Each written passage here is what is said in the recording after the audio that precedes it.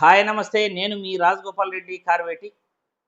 మార్గదర్శి అంశానికి సంబంధించి తెలంగాణ హైకోర్టులో వాదనలు వింటూ ఉన్న తర్వాత మార్గదర్శి 100% అక్రమాలకు పాల్పడుతుంది అనేది క్లియర్గా అర్థమవుతోంది. ప్రజల వద్ద నుండి డిపాజిట్లు వసూలు చేసిన మార్గదర్శి చిట్ ఫండ్ అది రిజర్వ్ బ్యాంకు నిబంధనలకు విరుద్ధంగా చేసిందని క్లియర్గా అర్థమవుతోంది. రిజర్వ్ బ్యాంకే తమకు అనుమతి ఇచ్చింది డిపాజిట్లను వసూలు చేయడానికి అని చెప్పిన మార్గదర్శి చిట్ ఫండ్ సంస్థకు రిజర్వ్ బ్యాంకు జలకిచ్చింది. తెలంగాణ హైకోర్టులో నేరుగా రిజర్వ్ బ్యాంకు మార్గదర్శి చిట్ ఫండ్పై ఆరోపణలను గుప్పించింది. రిజర్వ్ బ్యాంకు నిబంధనలకు వ్యతిరేకంగా మార్గదర్శి చిట్ ఫండ్ డిపాజిట్లను ప్రజల వద్ద నుండి సేకరిస్తూ ఉంది. 45S చట్టం ప్రకారం రిజర్వ్ బ్యాంకు నిబంధనలకు డిపాజిట్లు వసూలు చేయటం పూర్తిగా విరుద్ధం. అది కూడా రిజర్వ్ బ్యాంకు అనుమతులతోనే మేము చేస్తున్నాము అనటం అది కూడా పూర్తి విరుద్ధం. రిజర్వ్ బ్యాంకు ఎటువంటి అనుమతులు మార్గదర్శి చిట్ ఫండ్కు ఇవ్వలేదు.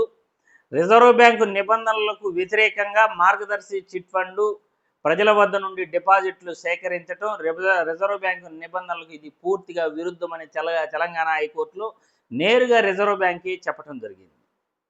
ఈ రకంగా గత చాలా సంవత్సరాలుగా మార్గదర్శి సంస్థ చేస్తున్న ఈ డిపాజిట్ల సేకరణ అనేది పూర్తిగా రిజర్వ్ బ్యాంకుకు నిబంధనలకు విరుద్ధమని క్లియర్ కట్గా రిజర్వ్ బ్యాంకు తెలంగాణ హైకోర్టులో ఏదైతే చెప్పిందో అది తేటతెల్లమవుతూ ఉంది.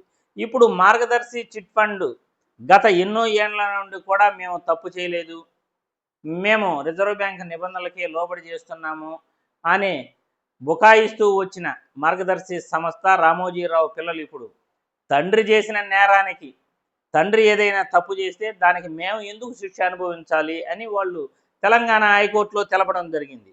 అంటే రామోజీరావు తప్పు చేశాడు అని ఈయన పరోక్షంగా వాళ్ళు ఒప్పుకుంటున్నారు.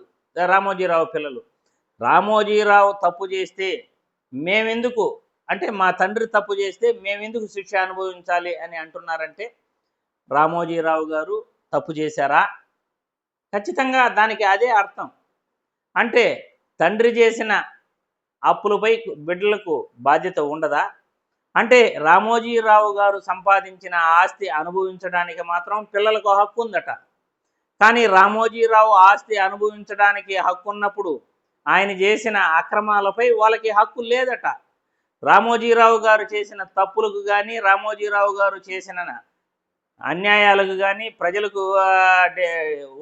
వద్ద నుండి డిపాజిట్లు ఏదైతే వసూలు చేశారో రిజర్వ్ బ్యాంకు నిబంధనలకు అది వ్యతిరేకమని తెలుసు కూడా ఆయనకు శిక్ష పడాల్సి వస్తే ఆయన ఇప్పుడు కాలం చెల్లారు కాబట్టి ఆయన బదులు ఎవరైతే ఈ మార్గదర్శి చిట్ ఫండ్ నడుపుతున్నారో మార్గదర్శి సంస్థలు నడుపుతున్నారో వాళ్ళు శిక్ష అనుభవించాల్సి వస్తుంది. కానీ తండ్రి చేసిన నేరాలకు మేము ఎలా శిక్ష అనుభవిస్తాము అంటే ఆయన ఆస్తులు అనుభవించడానికి మాత్రం మీకు హక్కు ఉంది, ఆయన చేసిన పాపాలని మీరు మీ పైన వేసుకోవడానికి మాత్రం మేము ఎందుకు వేసుకోవాలి అని కోర్టులో బుకాయించటం ఇది పూర్తిగా నవ్వవలసిన విషయం. రామోజీరావు గారు సంపాదించిన ఆస్తులు, రామోజీరావు గారు ఫిల్మ్ ఇన్స్టిట్యూటు, రామోజీరావు గారు టీవీ సంస్థలు, రామోజీరావు గారు న్యూస్ ఛానల్స్, ఇలా ఒకటి కాదు రెండు కాదు ఆయన వ్యాపార సంస్థలన్నింటికీ కూడా వాళ్ళ పిల్లలే పూర్తిగా అనుభవిస్తున్నారు. బయట వాళ్ళు ఎవరు కూడా అనుభవించట్లేదు. ఆయన డిపాజిట్లు సేకరించినా లేకపోతే ఇంకేదైనా ఆస్తులు సంపాదించినా అవి వాళ్ళ పిల్లలు వాళ్ళ వారసత్వమే అనుభవిస్తున్నారు. అటువంటప్పుడు ఆయన ఈరోజు లేకపోయినా కానీ ఆ సంస్థను నిర్వహిస్తున్న వాళ్ళ వారసులే దీనికి బాధ్యులవుతారు.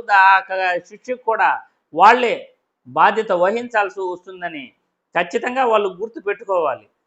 ఇటువంటి విషయాలు ప్రజలకు తెలియజేయాలి కాబట్టి మార్గదర్శి అంశానికి సంబంధించి ప్రజలందరికీ కూడా నిజాలను తెలియజేస్తున్నాము. 100% మార్గదర్శి డిపాజిట్ల రూపంలో ప్రజల వద్ద నుండి సేకరిస్తున్న డబ్బులు పూర్తిగా రిజర్వ్ బ్యాంకు నిబంధనలకు వ్యతిరేకమని ఆర్బీఐ వాళ్ళే తెలంగాణ హైకోర్టుకు తెలపడం జరిగిందని ప్రజలందరికీ కూడా తెలియజేస్తున్నాం.